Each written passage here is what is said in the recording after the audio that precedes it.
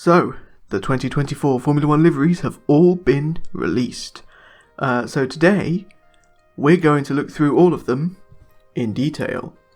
And I will be ranking them from 1 to 10. That's it, that's the video. Let's get started, shall we? Okay, I'm going to start with McLaren, because technically, they released their livery in like the middle of January. And like, they released their new car on Valentine's Day. But we're going by livery, not what the car looks like. I don't care about air intakes. Okay, I don't care about side pods. No, I'm here for the liveries. So, McLaren. A theme we're going to see with all of these liveries is, of course, carbon fibre. There's a lot of carbon fibre on the grid. They've taken away quite a bit of the colour. And this McLaren livery, yeah, there's big swathes of black through it now. The orange is much less prominent. Personally, I don't know. I'm just not really a fan of it. I'm just not really a fan. It just looks a bit sort of boring and like, there's not much character to it, I don't think. And also the bit where the halo meets the body of the car and it goes all thin, I think that looks weird. So, I don't know, we'll give it like a 5. I'm sort of indifferent to it, like it's fine, but it's not, you know, I don't know. It's not as good as like the old ones were, like the 2018 pure orange, that was nice. Proper colour, you know? I much preferred that. So the second team to launch their livery was the Haas, and yeah, there's a lot of black as well. It's primarily black with like little bits of red and white. Now, I don't hate it, to be honest, because Haas to me are a team that should own the black colour, really, in terms of, you know, originally they were sort of gunmetal grey, which I really liked, actually. I kind of hope they go back to the grey of like 2017, because that was really cool. And I obviously hope they don't go back to the golden black. But they've got a sort of precedent to strip away the colour, I think. Honestly, I really like the big strip of white down the middle that they had last year. I'm not such a fan of this one, but it's also not that bad. It's pretty sort of inoffensive. But of course, with the everybody else making their cars black, it is going to end up being lost a little bit. So maybe like a 6 out of 10 for this one. Like, it's okay, it looks quite good, but it is a bit generic because of the black problem that we've got. Next up, it's Sauber. I'm going to call them Sauber. I refuse to acknowledge their real name. What is this? What is this?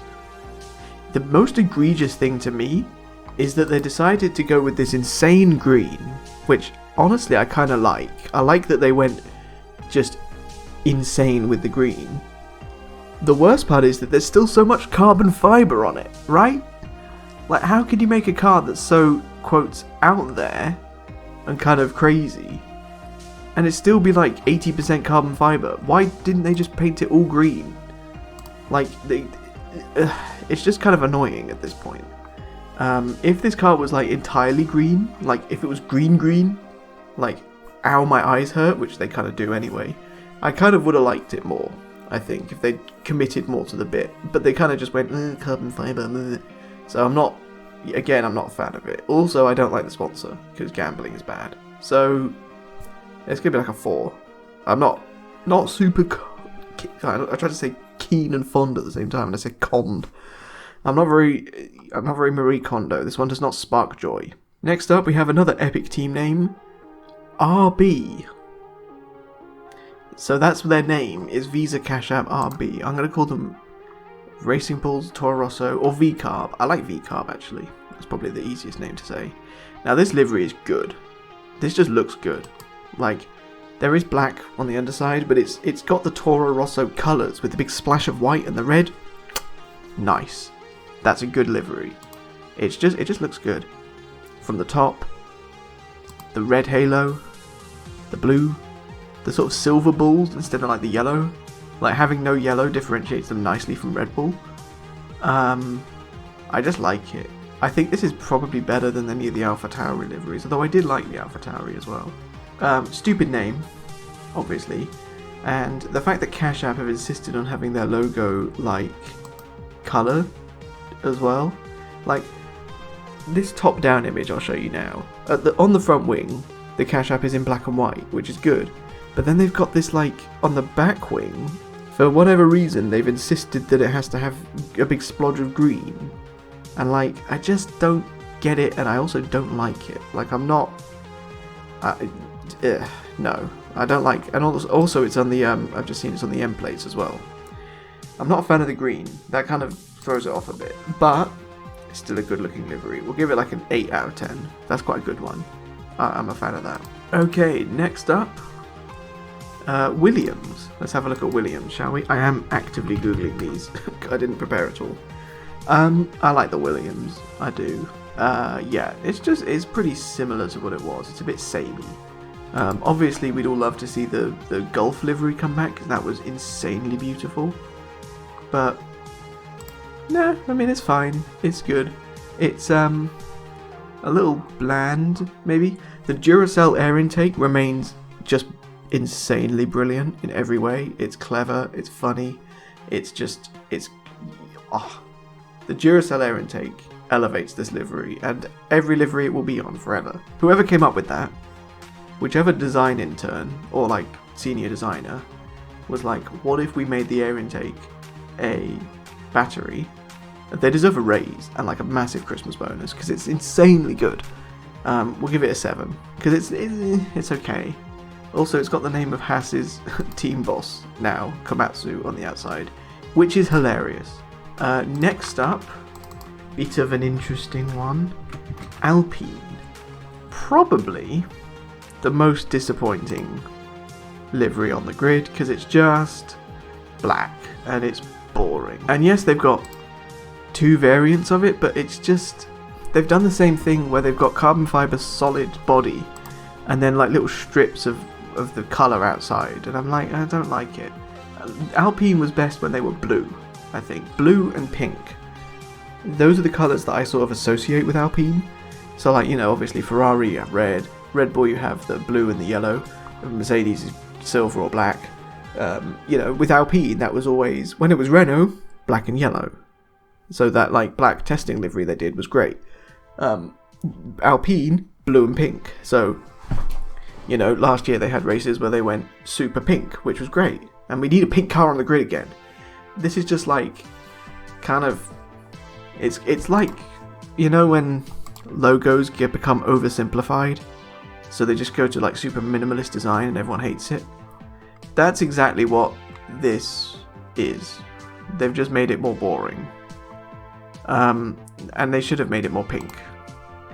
So yeah, I'm not a fan of this. We'll give it a 3 out of 10.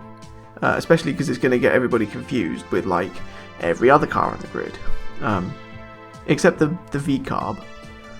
In the ones that we looked at so far, Haas, McLaren, Sauber, they're like, those 3 cars are the ones that are going to be the most confused. And did I say McLaren? McLaren, Haas, Sauber, Alpine, they're all like majority black, right? And the Williams is dark. So already that's like half the teams on the grid are just going to have sort of black or dark cars. And it's going to be very confusing.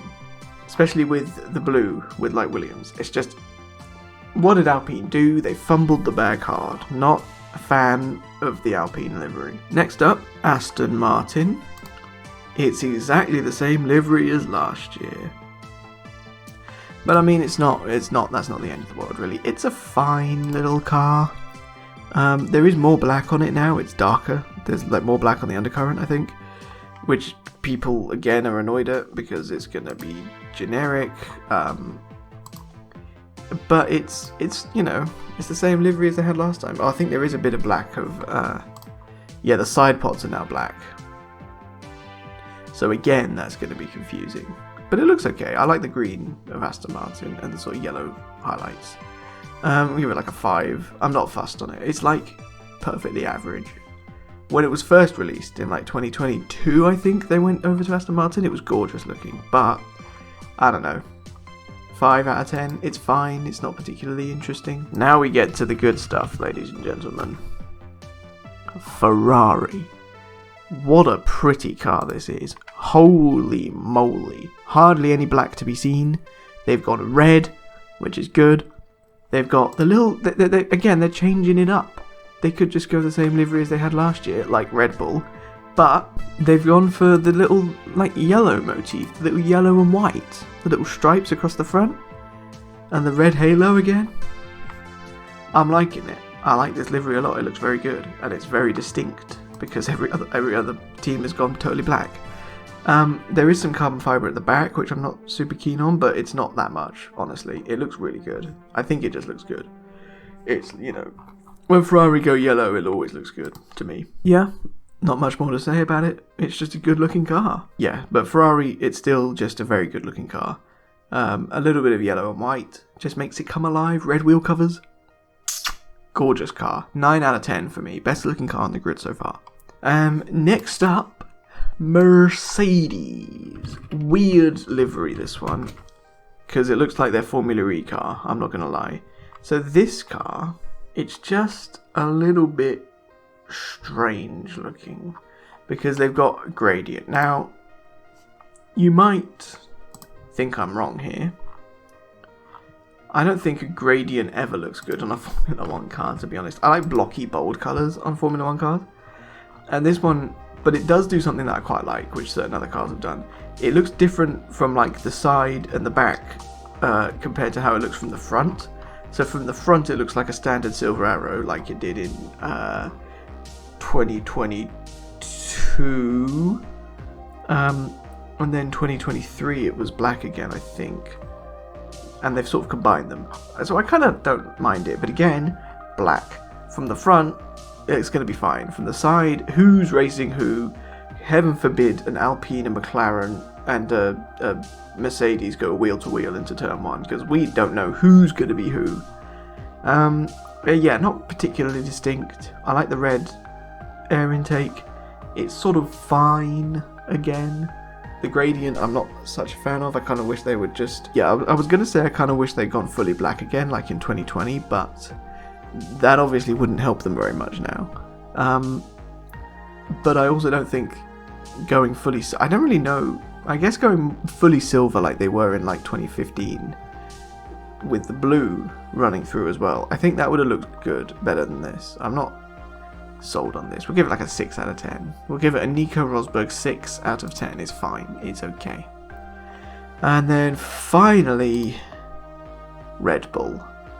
It looks... I mean, it looks slightly different, but let's be real. It looks exactly the same. I'm not really such a fan of the Red Bull livery on the whole, to be honest. I think it looks a bit generic. And I think we've had it for so long that it's just... And people will say, oh, it's going to be like the McLaren, Honda, Marlboro, like orange. No, it doesn't look as good as that, I think. And also they did change it up year on year. This just looks the same. And it's, yeah, like a 5 out of 10 for me. Because it's just the same livery as every other year. And there's something kind of weird about this year, actually, looking at the pictures. All the text seems like a little bit too small. It looks sort of weirdly proportioned, the car. But I don't know, it just looks sort of odd. It looks off. I think the bull at the top is too small as well. I'm going to demote it to a 4. I don't like it very much. That's all the cars rated from 1 to 10. I don't remember what scores I gave them. The Ferrari is the best looking car on the grid. Probably the worst looking car is the Alpine or the Stake. But the Sauber. Whoops, accidentally gave them some free advertising there. But at the same time, I kind of respect Sauber for going for such a crazy car concept, but I just don't think it works because they've got too much black on there. They should have gone fully green, like eye-wateringly green. So yeah, that's what I think of all the cars going into the 2024 season. I'm pretty excited for this season, especially because thank you for watching if you've made it this far. I'm going to be doing a podcast this year with my dad, who's like an author, and he kind of introduced me to Formula 1 when I was young. So we're going to be talking about Formula 1 because we're both big fans of it. So every Monday after the race, we'll be talking about what happened in the race, any news and developments, any interesting things that have happened, and we're going to be starting off the podcast with a first episode coming up this soon.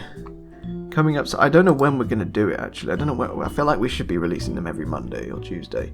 But we're going to be recording one immediately after pre-season testing, which, as I record this, is in just under a week. So hopefully you will be willing to join us as we talk about every race this season that's happened. And yeah, we haven't figured out the details yet of where it's going to go, but I will let you know in the future. So thank you very much for watching. Please like the video if you like Formula 1 content. Thank you everybody for watching, and I'll see you all in another video coming very soon, I hope. Bye bye now. Bye.